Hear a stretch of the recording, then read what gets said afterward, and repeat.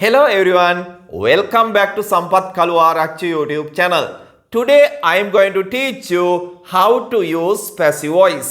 අද දවසේ මම ඔබට උගන්වන්න යන්නේ passive voice නිවැරදිව භාවිත කරන ආකාරය. ඉංග්‍රීසි භාෂාවේ active voice වාක්‍ය රටා තියෙනවා 12ක්. passive voice වාක්‍ය රටා තියෙන්නේ 8යි. active voice 12ම passive voice වලට හරවන්න බෑ. active voice 12න් 8ක් පමණයි අපි passive voice වලට හරවන්නේ. අද දවසේ මම ඔබට උගන්වන්න යන්නේ simple present tense එකේ passive voice භාවිතය. ඊටාම සුවිශේෂී භාවිතයක්. ප්‍රායෝගික ඉංග්‍රීසි කතනයේදී අපි නිතරම මේ භාවිතය යොදා ගන්නු ලබනවා. ඔබ passive voice ඉගෙන ගන්න කලින් හොඳින් මතක තියාගන්න අනිවාර්යයෙන්ම passive voice වලදී ක්‍රියාපදය අපි past participle ස්වරූපයෙන් තමයි භාවිත කරනු ලබන්නේ. සාමාන්‍යයෙන් ක්‍රියාපදයක් past tense සහ past participle කරන්න අපි ක්‍රියාපදයකට ed භාවිත කරනු ලබනවා. play සෙල්ලම් කරනවා, played සෙල්ලම් කළා. එහි past participle ස්වරූපයත් played මයි සෙල්ලම් කරලා. තව උදාහරණයක් ගත්තොත් cook උයනවා, cooked ඉව්වා. past participle ස්වරූපය cooked උයලා. අපි ed දානවා සාමාන්‍යයෙන් ක්‍රියාපදයක් past participle කරන්න. නමුත් ඔබ දන්නවා සමහර ක්‍රියාපද තියෙනවා එහි past participle ස්වරූපය past tense සහ past participle ස්වරූපය සම්පූර්ණයෙන්ම වෙනස්. උදාහරණයක් වශයෙන් write ලියනවා. එහි අතීත කාලයේ wrote, past participle ස්වරූපය written. passive voice වලදී අපි written කියන අවස්ථාව නොයසේනම් past participle අවස්ථාව තමයි අපි වාක්‍ය නිර්මාණය කිරීමේදී ගන්නෙ. ඒ සමගම ඔබ මතක තියාගන්න active voice වල අපි කර්තෘ වාක්‍ය මුලට ගන්නවා. උදාහරණයක් වශයෙන් she writes a letter. ඇය ලියුමක් ලියනවා. එහි කර්තෘ තමා she. ක්‍රියාව කරන්නා she. ඇය ලියුමක් ලියනවා. she writes a letter. she වාක්‍යයේ මුල සිටින නිසා ඒ active voice නොයසේනම් කර්තෘකාරක වාක්‍යයක්. ඔබ මතක තියාගන්න passive voice වාක්‍යවලදී අපි මුලින් තියන්නේ object එක නොයසේනම් කර්මය. මෙන්න මේ වාක්‍යයේ she writes a letter කියන වාක්‍යයේ object එක තමයි a letter. අපි එතකොට a letter තමයි ඉස්සරහට ගන්නේ passive voice වාක්‍ය නිර්මාණය කිරීම සඳහා. හොඳයි. එහෙනම් අපි passive voice වාක්‍ය නිර්මාණය කරන්න යමු. නිර්මාණය කරන්න කලින් මෙන්න මේ structure එක බලන්න. මෙන්න මේ structure එකට තමයි simple present tense passive voice වාක්‍ය අපි නිර්මාණය කරනු ලබන්නේ. පළමුව object. object අනුව අපි am is සා භාවිත කරනු ලබනවා. am ඉස්සාට පස්සේ ක්‍රියාපදයේ past participle ස්වරූපය තමයි අපි යොදා ගනු ලබන්නේ. ඔබට මතකයි write කියන ක්‍රියාපදයේ past participle ස්වරූපය මොකක්ද? wrote නෙවෙයි written කියන අවස්ථාව. object am ඉස්සා verb past participle. හොඳයි. අපි සරල වාක්‍යයක් ගමු පළමුවෙන්ම. she writes a letter කියන simple present tense වාක්‍ය අපි මෙන්න මේ structure එකට passive voice කරමු. she writes a letter. අපි ඉස්සරහට ගන්නවා කවුද? a letter ගන්නවා. ඊට පස්සේ am is වලින් කවුද ගන්නෙ? අපි ගන්නෙ is. a letter singular නිසා අපි ගන්නවා is කියන පදය. a letter is ඊට පස්සේ අපි ගන්නේ ඔබ දන්නවා ක්‍රියාපදයේ past participle අවස්ථාව. write කියන ක්‍රියාපදයේ past participle අවස්ථාව written. a letter is written. ක්‍රියාව කරන්නා වාක්‍යයට සම්බන්ධ කරන විට by කියන නිපාත පදය අපි භාවිත කරනු ලබනවා. by she නෙවෙයි by her. a letter is written by her. ඒක තමයි passive voice වාක්‍ය. හොඳයි. අපි සාමාන්‍යයෙන් මෙන්න මෙහෙම වාක්‍යයක් passive voice වලින් කියනවා අඩුයි. ඒ කියන්නේ she writes a letter කියන වාක්‍ය ප්‍රායෝගික කතනයේදී a letter is written by her කියලා කියන්නෙම නැති තරම්. අපි ඒවා කියන්නේ ඇක්ටිව් වොයිස් වාක්‍ය රටාවෙන්මයි. නමුත් අපිට පැසිව් වොයිස් භාවිත කරන්න වෙනවා කර්තෘ ඒ තරම් ප්‍රමුඛ නොවන අවස්ථාවලදී. මම ඔබට උදාහරණයකින් මේ විස්තර කරන්නම්. බලන්න මෙන්න මේ උදාහරණ වාක්‍ය.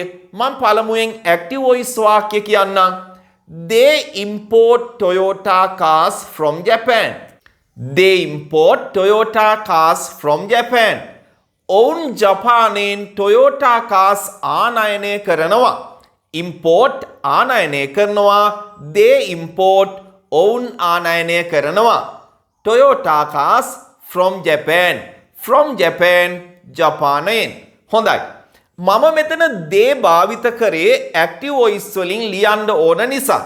සාමාන්‍යයෙන් මෙවැනි අදහසක් අපි කෙලින්ම කියන්නේ පැසිව් වොයිස් වලින්මයි. Toyota car ආනයනය කරන්නේ ජපානයෙන්. පැසිව් වොයිස් වලින්මයි කියන්නේ. කර්තෘ කෙනෙක් නෑ ඒ වාක්‍යේ. Toyota cars ආනයනය කරන්නේ ජපානයෙන්. කොහොමද අපි පැසිව් වොයිස් වලින් ඒ අදහස කියන්නේ? මේ වාක්‍යයේ ඔබ්ජෙක්ට් නොයසේනම් කර්මය ජපාන්ද Toyota carsද? ඔබට ඒ සම්බන්ධයෙන් ගැටලුවක් තියෙනවා නම් ඔබ what දාලා ප්‍රශ්නයක් අහන්න. What do they import? මොනවද ඔවුන් ආනයනය කරන්නේ? එතකොට උත්තරයක් එනවනේ Toyota cars. අන්න ඒක තමයි කර්මය වශයෙන් අපි ඉස්සරහට ගන්නෙ. එහෙනම් අපි වාක්‍ය නිර්මාණය කරමු.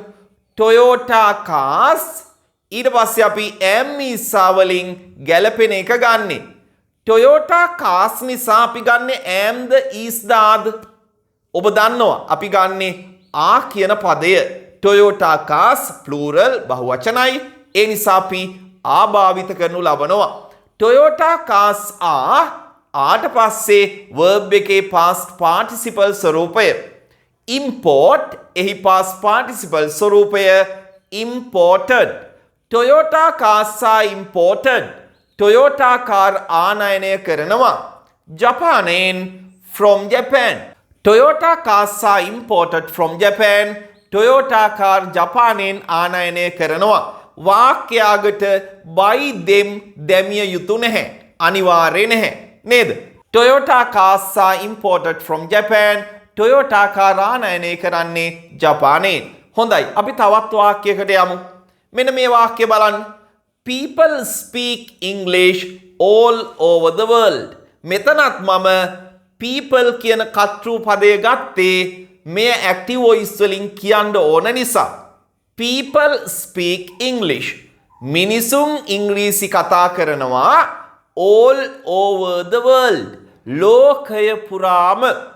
අපි කොහොමද කියන්නේ ඉංග්‍රීසි ලෝකය පුරාම කතා කරනවා කියලා කෙලින්ම පැසිව් වොයිස් වලින්? ඉංග්‍රීසි ලෝකය පුරාම කතා කරනවා. ඉස්සරහට ගන්නවා English. English is. English එක අපි ගන්න is.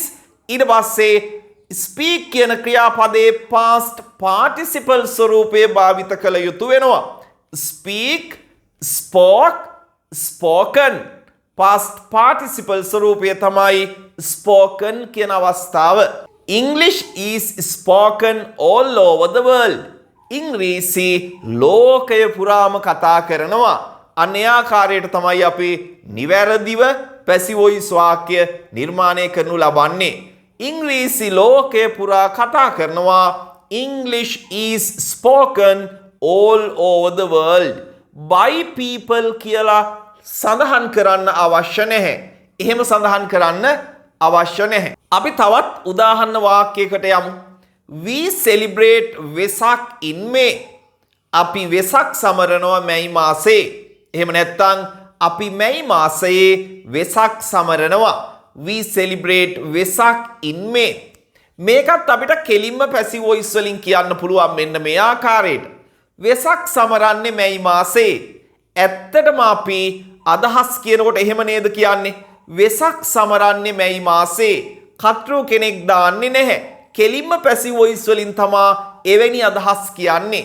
වෙසක් සමරන්නේ මැයි මාසයේ. කොහොමද පැසිව් වොයිස් වාක්‍ය නිර්මාණය කරන්නේ?